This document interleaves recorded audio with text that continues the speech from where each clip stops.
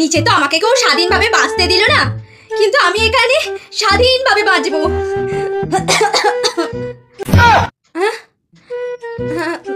শাশুড়ি মা, মানে আপনি কিভাবে এখানে, মানে আপনি কিভাবে ঢুকে গেলেন, মানে আপনি কিভাবে এখানে এলেন? ওসব কথা ছাড়ো এখন, আগে বলো যখন থেকে আমি এখানে এসেছি তুমি আমাকে একটা প্রণাম পর্যন্ত করোনি। জানি না আমার ছেলে তোমার মধ্যে কি দেখেছিল যে তোমাকে বিয়ে করে আনলো। নিজে তো আত্মহত্যা করার জন্য পয়সা মিশিয়ে খেয়ে নিলে, তো অর্ধেক পয়সা রেখেছিলে কেন? সেই পয়সার লোভ সামলাতে না পেরে ওই অর্ধেক পয়সা আমি খেয়ে মরে গেলাম।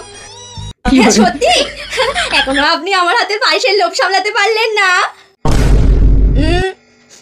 আমার আর বেঁচে থেকে দ্বিতীয়বার ছেলের বিয়ে দিয়ে মনের মতো বউ মানা হলো না। দেখো মা, যা হবার হয়ে গেছে, আমার জন্য এখন দুটো গরম গরম রুটি সেকে দাও তো। তুমি তো জানোই আমি বাইরে খাবার খেতে পারি না। আয় ভগবান, আমাকে তো স্বর্গেও এই মহিলা নিজের মনের মতন করে বাঁচতে দিল না।